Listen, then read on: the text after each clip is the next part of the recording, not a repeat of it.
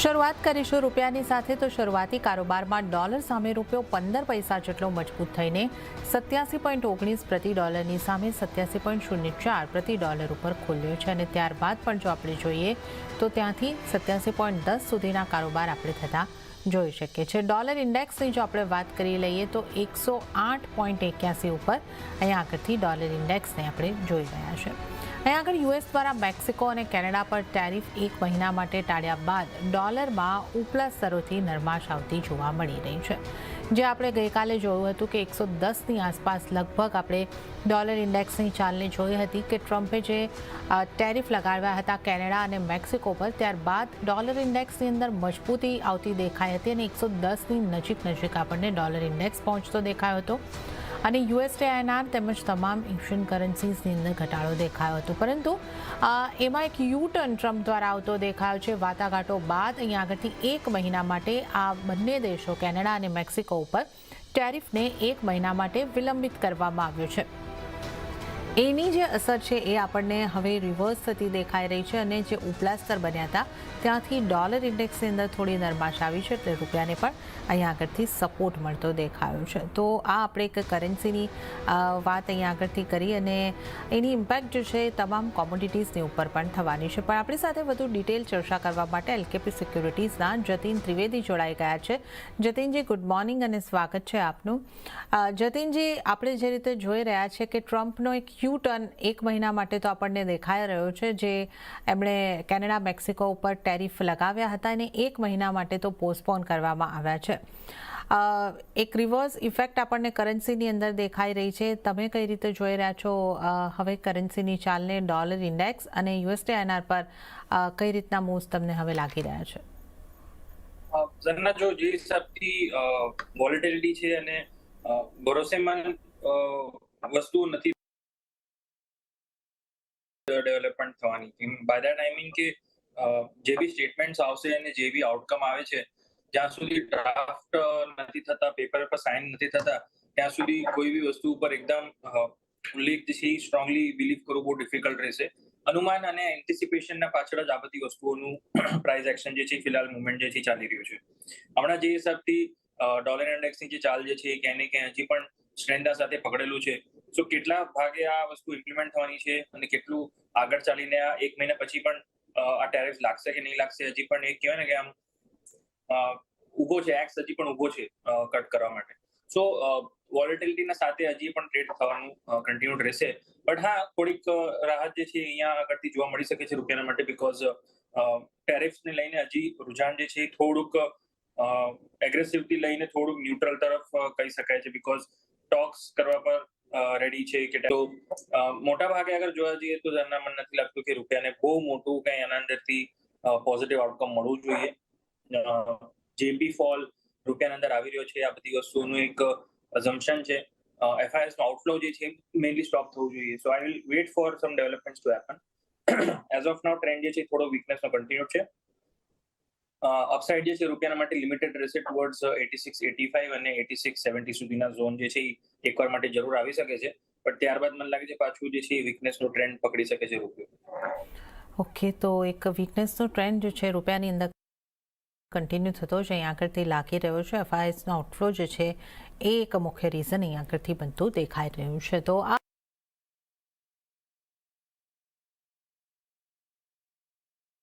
આપણે અહીંયા આગળથી કરન્સીની વાત કરી, પણ સોનાની વાત કરી લઈએ તો કોમેક્સ ઉપર સોનાની કિંમતો ઓલ ટાઈમ હાઈના સ્તરે $2821 પાર પહોંચતી જોવા મળી છે અને જ્યારે સ્થાનિક બજારમાં ભાવ 83,444ના સ્તરની પાસે જોવા મળી રહ્યા છે। અત્યારે આપણે જોઈએ તો ત્યાંથી થોડો એવો ઘટાડો આવીને 83,200ની આસપાસ એમસીએક્સ ઉપર સોનાની કિંમતો દેખાઈ રહી છે, પણ કોમેક્સ ઉપર 2820ની આસપાસ જ કારોબાર થતો જોવા મળી રહ્યો છે। ઉલ્લેખનીય છે કે જાન્યુઆરી 2025માં સોનાની કિંમતો આશરે 7% જેટલી વધતી દેખાઈ હતી। યુએસની ટ્રેડ પોલિસીને લઈને અનિશ્ચિતતાને કારણે અને ડોલર ઇન્ડેક્સમાં ઉપલા સ્તરેથી આવેલા દબાણથી સોનાને સેફ હેવન બાઇંગનો સપોર્ટ મળી રહ્યો છે।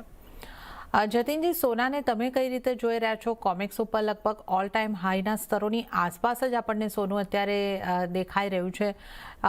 કઈ રીતની આપણે રણનીતિ રાખવી જોઈએ સોનાની અંદર? ઘણી બધી આજે ટ્રેડ વોરને લઈને અનિશ્ચિતતાઓ જે રીતે આપણે પણ વાત કરી ખાસી અનિશ્ચિતતા છે, જ્યાં સુધી કોઈ સાઇન નથી થતી, બધી જ શક્યતાઓ અહીંયા આગળથી બનેલી રહે છે. તો કઈ રીતે સોનાને આપ જોઈ રહ્યા છો?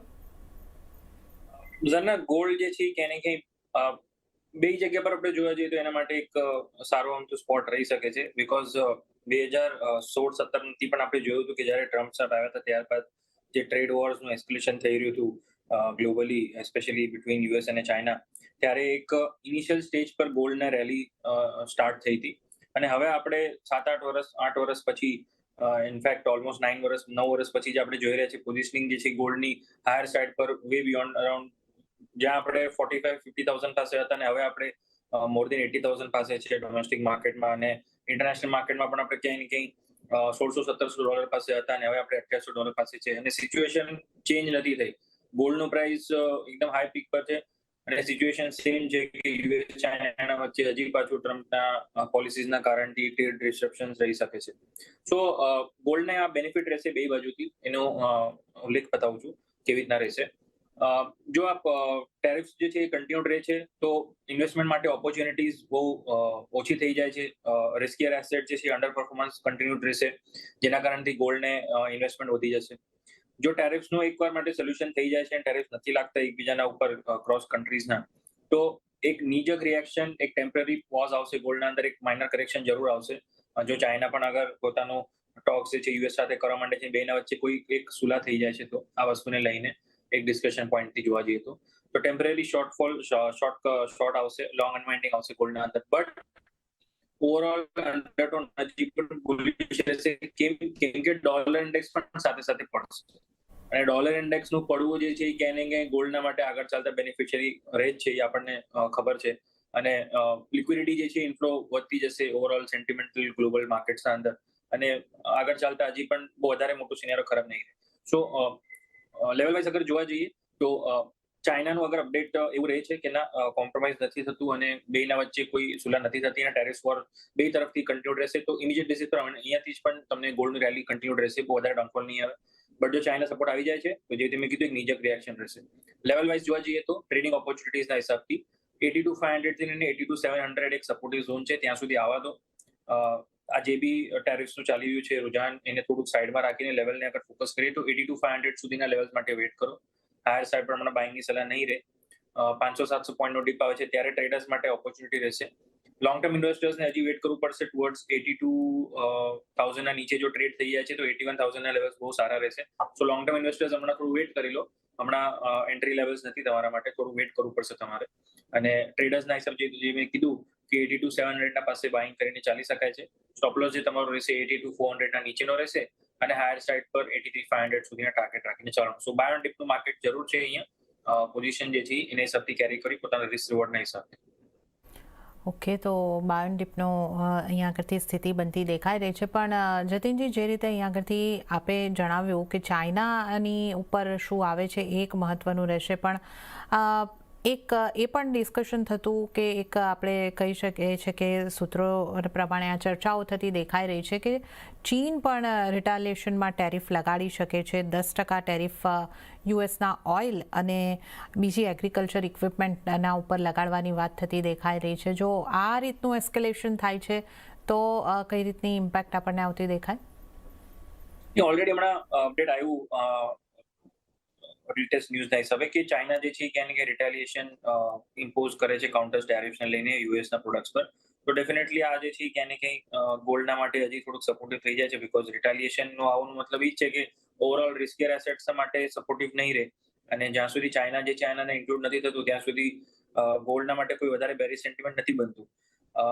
આપણા ઘરેલું બજારના અંદર ગોલ્ડના અંદર વોલેટિલિટી હજી વધતી રહેશે, કેમ કે રૂપિયો જે છે ક્યાંય ને ક્યાંય બે સાઇડનો વોલેટિલિટી કાઉન્ટર કરવાનો ટ્રાય કરશે. બિટવીન એફઆઈએસનો આઉટફ્લો અને સાથે સાથે ડોલર ઇન્ડેક્સનો ઉલ્લેખ અને સાથે સાથે આ જે ટેરિફના જે કાઉન્ટર્સ ચાલતું રહેશે એના કારણથી. સો ઇન્ટરનેશનલ ગોલ્ડને ટ્રેકિંગ કરીને જોવા જાવ તો હજી પણ પોઝિટિવ વ્યૂ પોઈન્ટ બનેલો છે જ્યાં સુધી 2770 ના લેવલ્સ ઇન્ટેક્ટ રહે છે ત્યાં સુધી. એના માટે મેં કીધું કે બાયોન ડિપનું માર્કેટ છે, અથવા જ્યાં સુધી કોમેક્સનું માર્કેટ બેરિશ નથી થતું ત્યાં સુધી થોડુંક પોઝિટિવ સેન્ટિમેન્ટ લઈને ચાલુ, એ મારું માનવું રહેશે. ઓકે, તો અત્યારે બાયોડિપની રણનીતિ સોનાની અંદર અપનાવવાની રહેશે. તો આપણે સોનાની વાત કરીએ અને ચાંદીની પણ વાત કરી લઈએ. તો ચાંદીમાં પણ ઉછાળો આવતા શરૂઆતી કારોબારમાં વૈશ્વિક બજારમાં કિંમતો $31 પાર પહોંચતી દેખાય છે. અને ત્યારબાદ આપણે સ્થાનિક બજારની પણ વાત કરી લઈએ તો 94,174ની આસપાસ એક ફ્લેટ ટુ નેગેટિવ ઝોનની અંદર કારોબાર થતો દેખાઈ રહ્યો છે. ચાંદી ઉપર આપની સલાહ કઈ રીતની રહેશે? અહીંયા એક મેક્સિકોની ઇમ્પેક્ટ આવવાની ટેરિફની વધારે આપણે શક્યતા જોઈ રહ્યા હતા. હવે એમાં પોસ્ટપોન થયું છે 1 મહિનાનું. તો અહીંયા કેવી રીતે તમે જોઈ રહ્યા છો? તો જે હિસાબથી ટેરિફ્સને લઈને રુઝાન જે છે એ ડેફિનેટલી ટોક્સ બિટવીન મેક્સિકો અને કેનેડા થોડુંક પોઝિટિવ જરૂર છે. બટ ચાઇના જે હિસાબથી નથી આવતું ત્યાં સુધી બેઝ મેટલ માર્કેટ માટે હજી પણ થોડુંક નેગેટિવિટી અને ન્યુટ્રલ જે છે એ વ્યૂ પોઈન્ટ વોલેટિલિટી સાથે રહી શકે છે. સો ઓલ ઇન ઓલ જ્યાં સુધી અપડેટ્સ ઓવરઓલ નથી આવતા કે ટેરિફ્સને આ ટોપિક જે છે એ થોડુંક સાઇડલાઇન નથી થતું અને કોઈક ડિસ્કશન ફાઇનલાઇઝ નથી થતું ત્યાં સુધી સેન્ટિમેન્ટ જે છે બેઝ મેટલ માટે વીક રહી શકે છે. ઓપોર્ચ્યુનિટીઝ જે છે એ બે સાઇડ રહેશે હમણાં જ્યાં સુધી કોઈ ફાઇનલાઇઝેશન નથી આવતું, કેમ કે બે સાઇડથી ન્યૂઝ ને અપડેટ આવતા રહેશે. અને રેન્જ વોલેટિલિટીના સાથે જ હું જોઈ રહ્યો છું કે આ માર્કેટ જે છે એ ટ્રેડ કરતું જોવા મળી શકે છે. કોપરના માટે જે સિલ્વરના માટે જે રેન્જ બને છે બીકોઝ ઓફ બેઝ મેટલ અને જે ગોલ્ડનું વોલેટિલિટી છે 91,000 થી 92,000 જે છે રેન્જ જે છે ક્યાંય ને ક્યાંય સપોર્ટિવ રહેશે સિલ્વરના માટે. અને 94,500 થી 95,000 આ એક રેઝિસ્ટન્સ છે. સો થોડુંક ડીપનું અહીંયા વેઇટ કરવું પડશે. અરાઉન્ડ 1,200 પોઈન્ટનું વેઇટ કરો. જે હિસાબથી ગઈકાલના દિવસે એક સારી એમથી રેલી આવી છે ચાંદીના અંદર વળી પાછા એ જ લેવલ પર મળે છે તો તમારા માટે એન્ટ્રી પોઈન્ટ બની જાય છે. સ્વિંગ ટ્રેડર્સ માટે ઓપોર્ચ્યુનિટી રહેશે અરાઉન્ડ 93,000 પાસે બાઇંગ કરીને ચાલવાનું. 91 સુધીના પોઝિશન જે છે એડ કરતા રહેવાનું, થોડું પોઝિશન વધાવતા રહેવાનું. એક સામ ટુ એલોકેટ ના કરો. સ્વિંગ ટ્રેડિંગમાં પણ 2 થી 3 પાર્ટમાં બાઇંગ કરવાનું છે 93, 93,500 અને 92 ના પાસે. અને સ્ટોપલોસ જે છે ઓવરઓલ 91 ના નીચે રાખો. હાયર સાઇડ પર 94,500 ના ઉપર જ્યારે પ્રાઇસીસ ટ્રેડ કરવાનું શરૂ કરે ત્યારે તમારો પ્રોફિટ બુકિંગ જે છે ચાલુ થઈ જવું જોઈએ. આ ટ્રેડિંગના પર્સપેક્ટિવ આના અંદર કોલ રહેશે સિલ્વરના અંદર.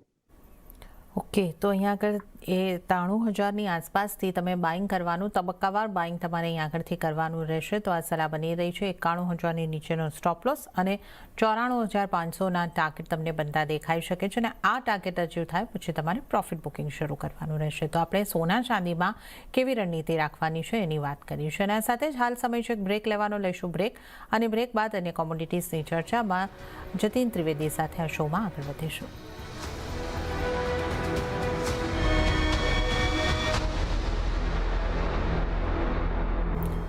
બ્રેક બાદ કોમોડિટી લાઈવમાં આપનું ફરી એક વખત સ્વાગત છે. આજે કોમોડિટીઝ અંગે ચર્ચા કરવા આપણી સાથે જતીન ત્રિવેદી જોડાયેલા છે. મેટલ્સના કારોબાર ઉપર નજર કરી લઈએ તો મેક્સિકો અને કેનેડા પર 1 મહિના માટે યુએસ તરફથી ટેરિફ નહીં લાગવાના સમાચારથી બેઝ મેટલ્સના સેન્ટિમેન્ટ સુધરતા જોવા મળ્યા છે. શરૂઆતી કારોબારમાં સ્થાનિક બજારની અંદર કોપર સહિત મોટાભાગની મેટલ્સની અંદર મજબૂતી જોવા મળી છે.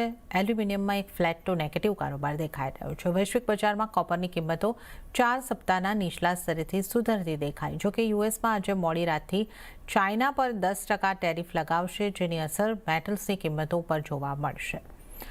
જતીનજી, ટેરિફને લઈને અનિશ્ચિતતાઓની અસર અહીંયા આગળ પણ જોવા મળી શકે છે. ચાઇનામાં હજી થોડા હોલિડેઝની ઇમ્પેક્ટ અહીંયા આગળથી આપણને જોવા મળી રહી છે. તો અને ડોલર ઇન્ડેક્સમાં પણ વોલેટિલિટી છે. તો કોપર કે અન્ય મેટલ્સ ઉપર કઈ રીતે આપણે અત્યારે સ્ટ્રેટેજી રાખવાની રહેશે? જના જો જે હિસાબથી અપડેટ્સ છે આ વોલેટિલિટીના સાથે ટ્રેડ કરવાનું બહુ જ ડિફિકલ્ટ અને અઘરું રહેશે ટ્રેડર્સના માટે, અગર જો બહુ એગ્રેસિવલી ટ્રેડ કરવા ઈચ્છતા હો તો. બીકોઝ બે સાઈડના તરફથી ન્યૂઝ આવવાના, એકવાર યુએસના તરફથી, એકવાર ચાઇનાના તરફથી. સવારના ટાઈમ પર, દિવસેના ટાઈમ પર ચાઇનાના તરફથી આવશે. રાતના જ્યારે આપણે માર્કેટ બંધ થઈ જશે 7 વાગ્યા પછી યુએસના તરફથી અપડેટ્સ આવશે. સો બે તરફથી તમને અટકવાનું પોઝિશનિંગ થતું રહેશે. સો આના અંદર પ્રોએક્ટિવલી અગર તમે આના અંદર નાના ભાગે અગર ટ્રેડ કરતા ઈચ્છા હો અને સ્ટ્રિક્ટ સ્ટોપ લોસ કાં તો સ્ટ્રિક્ટ ટાર્ગેટના સાથે અને નાના કરો વોલેટિલિટીને એબ્ઝોર્બ કરવા માટે થઈને, તો જ તમે આના અંદર કંઈક પ્રોફિટેબિલિટીના સાથે ટ્રેડ કરી શકશો. અથવા વેટ એન્ડ વોચ કરો, બીકોઝ માર્કેટ જે છે બહુ ડેલિકેટ રહેશે હમણાં for the time Bing, specially જ્યાં સુધી આના અંદર ક્લિયર વિઝન નથી આવતું કે એટ ધી એન્ડ ટેરિફ્સ લાગશે કે નહીં લાગે. જ્યાં સુધી આ બે સાઈડના ન્યૂઝ ચાલતા રહેશે ત્યાં સુધી આ માર્કેટ જે છે એ તમને બે સાઈડ રમાડતું રહેશે. What best we can do is level specifically જ્યાં લેખાય છે એના હિસાબથી ટ્રેડ પોઝિશનિંગ બેસાડી શકાય છે ડિપેન્ડિંગ અપોન રિસ્ક એપેટાઇટ. હું હજી પણ એ જ કહીશ કે જેનું બી રિસ્ક સમજો 100 નું રિસ્ક છે હમણાં, તો એ 100 ને તમે ડ્રોડાઉન કરીને 35-40 સુધી લઈ આવો. 100 નું રિસ્ક એક સામતું ન રાખો, ડ્રોડાઉન કરી દો પોતાના રિસ્કને. આ બહુ મોટું મેજર સપોર્ટ રહેશે તમારા ટ્રેડિંગ પોઝિશનિંગ માટે. હવે જેવી રીતે તમે પૂછ્યું કે લેવલ વાઇઝ શું કરવું જોઈએ, તો બેઝ મેટલ માર્કેટના માટે ઝિંકના માટે જે ઓપોર્ચ્યુનિટી મારા હિસાબથી બેસી રહી છે એ બાઇંગ સાઇડની બેસી રહી છે. ગઈકાલના દિવસે જે હિસાબથી બેઝ મેટલ માર્કેટના અંદર એક પોઝિટિવ સાથેનો કારોબાર આપણે જોયો છે, એના હિસાબથી ઝિંકના અંદર 265 થી અને 266 ના વચ્ચે જો પ્રાઇસીસ મળે છે ત્યાં તમારી બાઇંગ એન્ટ્રી રહેવી જોઈએ. 263 ના નીચે તમારો સ્ટોપ લોસ રહેવો જોઈએ અને 268 થી લઈને 270 સુધીના ટાર્ગેટ રાખવો જોઈએ. ઝિંકનું માર્કેટ હમણાં ફિલહાલ મને લાગે છે કે શોર્ટ કવરિંગના સાથે ટ્રેડ કરતું આગળ ચાલી શકે છે, સો આના અંદર તમે ટ્રેડ પ્લીઝ કરો. કોપર, એલ્યુમિનિયમ આ બધા રેન્જ ટ્રેડના અંદર રહી શકે છે અને રેન્જ જે છે ક્યાંય ને ક્યાંય 845 થી 850 હાયર સાઇડ પર અને 830-825 on the lower end. So range માર્કેટને પ્લે કરવું હોય તો કોપર, એલ્યુમિનિયમને પ્લે કરો અને થોડું બાઇંગ સાઇડના માટે અગર જોવું હોય તો ઝિંક કરી શકો છો with strict stop loss. Okay, તો એક ઝિંકમાં તમે એક ખરીદારીની ઓપોર્ચ્યુનિટી જોઈ શકો છો. તો 268 થી 270ના ટાર્ગેટ માટે 263ના સ્ટોપ લોસથી ખરીદારી કરીને ચાલી શકો છો. પણ વાત હવે આપણે ક્રૂડની કરી લઈએ તો યુએસ તરફથી ટેરિફ 1 મહિના માટે અટકાવવામાં આવતા ક્રૂડમાં ઉપલા સ્તરેથી નરમાશ આવી છે અને જ્યાં બ્રેન્ટના ભાવ $76 નીચે પહોંચ્યા છે, તો નાઇમેક્સ ક્રૂડમાં 1% વધુની વેચવાલી જોવા મળી છે. અને સ્થાનિક બજારની વાત કરીએ તો ત્યાં પણ આપણને 0.5% કરતાં વધારેનું દબાણ બનતું દેખાઈ રહ્યું છે અને 6,279 ઉપર અત્યારે કારોબાર થતા જોઈ શકે છે. આ સાથે જ ઓપેક પ્લસે હાલના ઉત્પાદન પ્લાન સાથે આગળ વધવાની નીતિને પણ યથાવત રાખી છે. જતીનજી, આ તમામની વચ્ચે ક્રૂડ પર આપની કઈ રીતની સલાહ રહેશે? ક્રૂડ થોડું વીકનેસ સાથે ટ્રેડ કરતું દેખાઈ રહ્યું છે જરા. થોડુંક સેલ ઓન રાઇઝનું વ્યૂ પોઈન્ટ જે છે અહીંયા ફેવરેબલ લાગે છે. ગઈકાલના દિવસે પણ એક સારી અમથી પ્રોફિટ બુકિંગ હાયર લેવલથી જોવા મળી છે. 6300, 6310 ના પાસે જે છે શોર્ટ સેલિંગ કરીને ચાલાય. 6350 ના ઉપર તમારો ઓવરઓલ સ્ટોપ લોસ રહેવો જોઈએ અને લોઅર એન્ડ પર 6250 થી લઈને 6200 સુધીના તમારા ટાર્ગેટ્સ રહેવા જોઈએ.